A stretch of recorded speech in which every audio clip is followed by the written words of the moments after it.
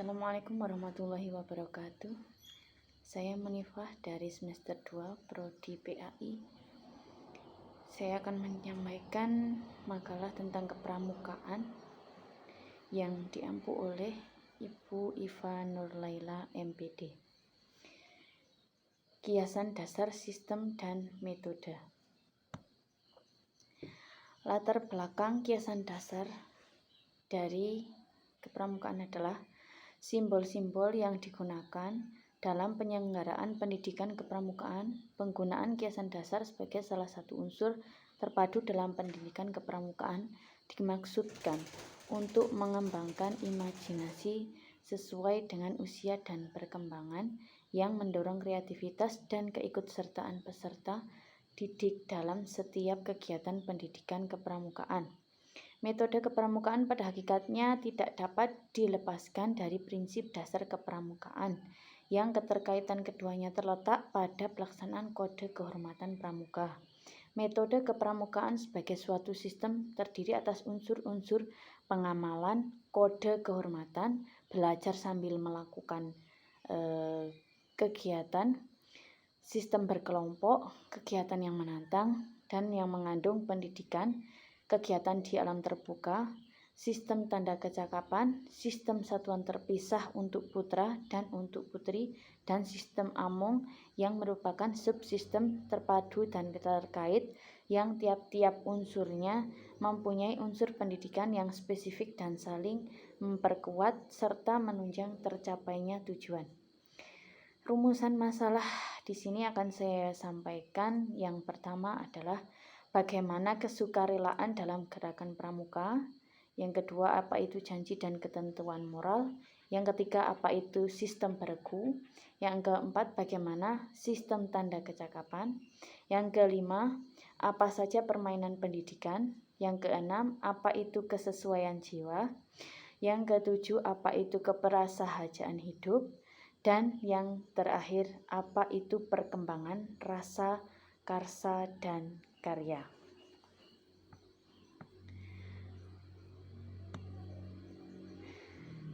Tujuan dari penulisan makalah ini adalah untuk mengetahui apa itu kesukarelaan dalam gerakan pramuka, kemudian untuk mengetahui apa itu janji dan ketentuan moral, yang ketiga untuk mengetahui sistem beregu, yang keempat untuk mengetahui sistem tanda kecakapan, yang kelima untuk mengetahui permainan pendidikan, yang keenam untuk mengetahui apa itu kesesuaian jiwa, yang ketujuh untuk mengetahui apa itu keprasahajaan hidup, yang terakhir untuk mengetahui apa itu perkembangan rasa, karsa, dan karya. Gerakan kesukarelaan dalam pramuka.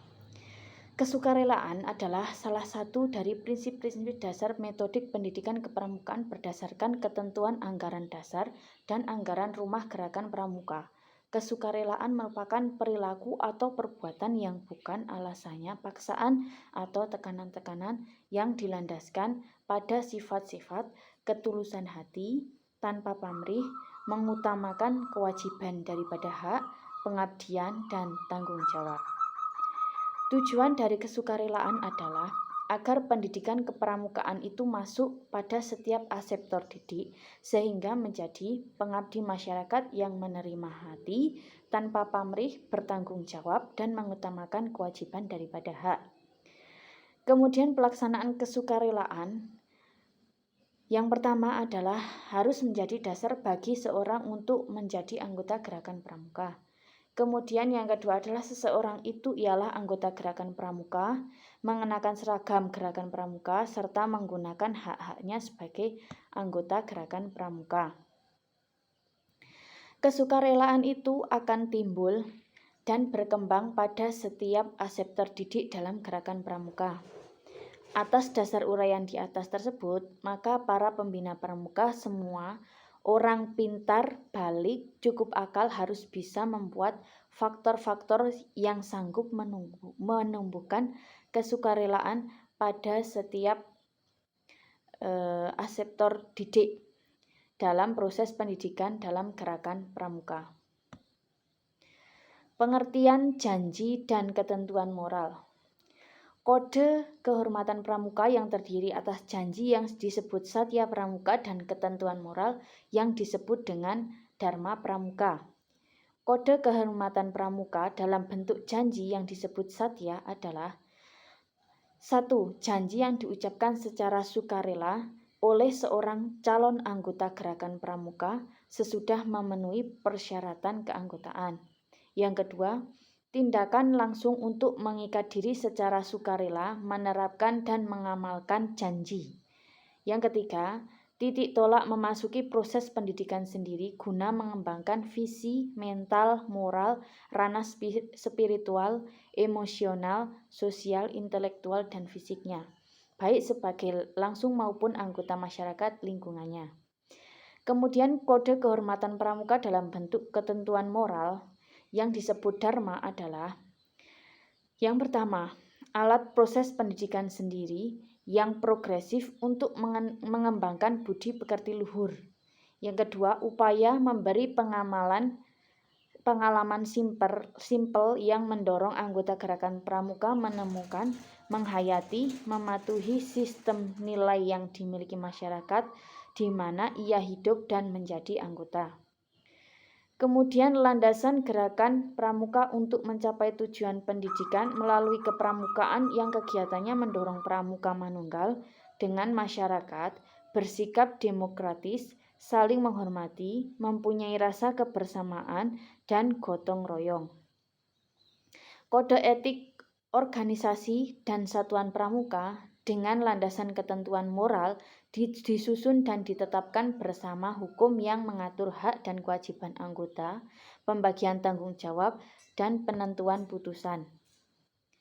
Isi janji dan ketentuan moral. Yang pertama, kode kehormatan bagi pramuka siaga yaitu usia 7-10 tahun terdiri atas 1. Janji yang disebut Dwi Satya. Selengkapnya berbunyi Dwi Satya Siaga. Demi kehormatanku, saya berjanji akan bela negara kesatuan Republik Indonesia dan berdasarkan hukum sungguh-sungguh menjalankan kewajibanku terhadap Tuhan, keluarga, setiap hari berbuat kebaikan. Yang kedua, ketentuan tabiat yang disebut Dwi Dharma. Selengkapnya berbunyi sebagai berikut. Dwi Dharma Pramuka Siaga. Siaga berbakti kepada ayah bundanya. Siaga berani dan tidak putus asa. Kemudian kode kehormatan bagi pramuka penggalang usia 11-15 tahun terdiri atas yang pertama janji yang disebut Tri Satya. Selengkapnya berbunyi Tri Satya Pramuka. Demi kehormatanku saya berjanji akan bersungguh-sungguh menjalankan kewajibanku terhadap Tuhan, Negara Kesatuan Republik Indonesia, dan mengamalkan Pancasila, menolong sesama hidup, dan mempersiapkan diri membangun masyarakat. Menepati Dasa Dharma. Dasa Dharma Pramuka. 1. Takwa kepada Tuhan Yang Maha Esa. 2. Cinta alam dan kasih sayang sesama manusia. 3. Patriot yang sopan dan kesatria. 4. Patuh dan suka bermusyawarah. 5. Rela menolong dan tabah. 6. Rajin, terampil, dan gembira. 7. Hemat, cermat, dan bersahaja. 8. Disiplin, berani, dan setia. 9. Bertanggung jawab dan sanggup dipercaya. 10. Suci dalam pikiran, perkataan, dan perbuatan. Kode kehormatan pramuka penegak usia 16-20 tahun. Kode kehormatan pramuka penegak sama menyerupai instruksi kehormatan pramuka penggalang. Perbedaannya terletak kepada janji Trisatya. Kode kehormatan janji Trisatya yang ada di pramuka penegak yaitu demi kehormatanku saya berjanji akan bersungguh-sungguh menjalankan kewajibanku terhadap Tuhan, Negara Kesatuan Republik Indonesia, dan mengamalkan Pancasila, menolong sesama hidup, dan ikut serta membangun masyarakat, menepati Dasa Dharma. Kode kehormatan pramuka pada Pandega usia 21-25 tahun atau sekolah yang tinggi-tinggi itu menyerupai instruksi kehormatan pramuka penegak. Sistem beregu. Pengertian sistem beregu adalah salah satu prinsip dasar metodik pendidikan kepramukaan. Banyak hal yang sanggup dikerjakan dengan gampang dengan adanya sistem beregu. Karena itu perlu kita telaah dan dilaksanakan kelompok kecil yang terdiri atas 5 anggota hingga 10 orang. Manfaat sistem beregu yang pertama adalah memberi kesempatan aseptor didik mengembangkan jiwa kepemimpinannya. Kemudian yang kedua mempermudah dan memperlancar proses pendidikan bagi aseptor didik. Yang ketiga mempermudah menggerakkan aseptor didik. Yang keempat mempermudah pengawasan dan pengamatan. Yang kelima mempermudah perkembangan langsung aseptor didik. Yang terakhir memberikan kesempatan aseptor didik untuk berlatih hidup bermasyarakat, bergotong royong, kerjasama, tenggang rasa, dan lain-lain. Pembentukan regu. Yang pertama ada regu tetap, misalnya barung siaga, regu penggalang, sangga penegak dalam satuan di gugus depan. Yang kedua ada regu tidak tetap, yaitu kelompok yang dibentuk untuk sementara waktu untuk melakukan kegiatan. Yang keempat tugas pemimpin regu. Pemimpin regu bertugas 1. Membantu pembina dan pembantunya. Yang kedua membantu penghubung antar regunya dengan pembina. Yang ketiga memimpin regunya, menyebarkan kiprah kepada anggotanya dan mengawasi pelaksanaan kiprah regunya. Yang keempat melatih anggota regunya sesuai dengan kemampuannya. Yang kelima merencanakan dan melaksanakan secara regu sesuai dengan keputusan dewan regunya. Yang keenam membawa bunyi regunya dalam dewan siaga, dewan penggalang, dewan penegak, dan dewan pandega serta dewan kehormatan. Wakil pemimpin regu bertugas membantu pemimpin regu. Pemimpin barung utama, pemimpin regu utama, dan pradanam selain bertugas memimpin regunya, juga bertugas memimpin dewan siaga, dewan penggalang, dewan penegak, dan dewan pandega. Regu kader. Yang kelima, kalau kita GRES membentuk satuan pramuka, maka terlebih dahulu dibentuk regu kader, yaitu kita membuat satu regu yang anggotanya kita didik menjadi kader dan satuan itu. Kelak kalau mereka sudah cakap, mereka sanggup dipilih oleh teman-temannya yang GRES menjadi pemimpin dan wakil pemimpin regu. Yang kedua, untuk memberi bekal kepada para pemimpin regu dan wakilnya, maka perlu diselenggarakan latihan khusus untuk mereka. Yang pertama, geladian pimpinan regu untuk para pemimpin dan wakil pimpinan regu penggalang. Yang kedua, geladian pimpinan satuan penegak dan pandega untuk para dewan penegak dan dewan pandega. Sistem tanda kecakapan. Tanda kecakapan terdiri atas 3 macam. Tanda kecakapan umum ialah tanda yang didapatkan pramuka sesudah tanda kecakapan umum seseorang pramuka menuntaskan syarat-syarat kecakapan umum dan dilantik pada tingkat SKU tertentu. Berikut macam-macam tanda kecakapan umum atau disingkat dengan TKU. TKU untuk pramuka siaga. Yang pertama, semua tanda kecakapan umum siaga terbuat dari kain. Tanda kecakapan umum berbentuk jajar ginjang dengan tinggi 1,3 cm dan panjang 5 cm, berwarna hijau renta dengan kemiringan 300 ke kanan atas.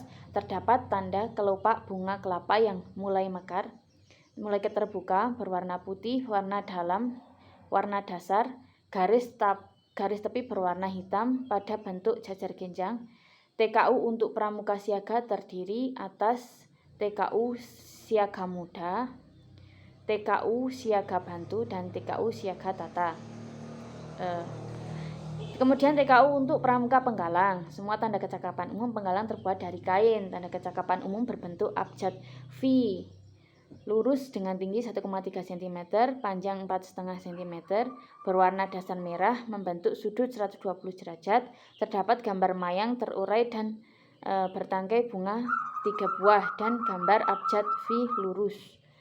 TKU untuk pramuka penggalang terdiri atas TKU penggalang ramu, TKU penggalang rakit, TKU penggalang terap.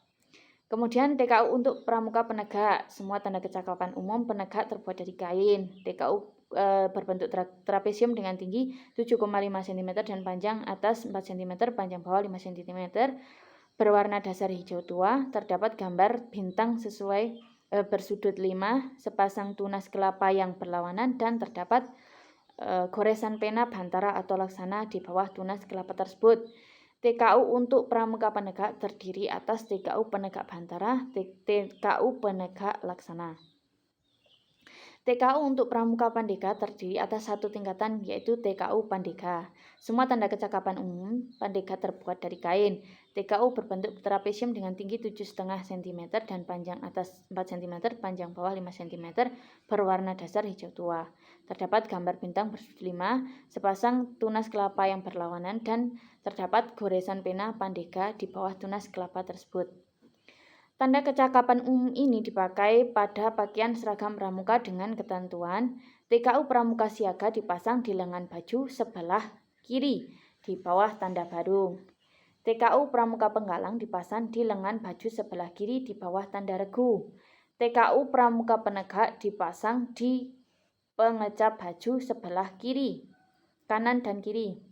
TKU pramuka pandega dipasang di pengecap baju sebelah kanan dan kiri. Tanda kecakapan khusus. Tanda kecakapan khusus adalah tanda yang diperoleh sesudah seorang anggota pramuka menuntaskan syarat-syarat kecakapan umum atau syarat-syarat kecakapan khusus atau SKK. SKK merupakan aneka ragam jenis kecakapan dan keterampilan pada bidang-bidang tertentu. Berbeda dengan SKU, pencapaian SKK bersifat opsional, yang artinya seorang pramuka sanggup menentukan jenis-jenis SKK yang dikuasainya saja. Adapun tingkatan dan bentuk SKK ialah: yang pertama, untuk pramuka siaga terdiri atas satu tingkatan dengan bentuk segitiga sama kaki terbalik dan tidak menggunakan bintang.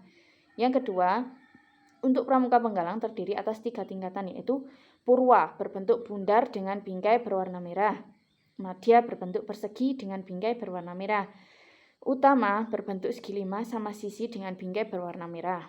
Untuk pramuka penegak dan pandega terdiri atas 3 tingkatan.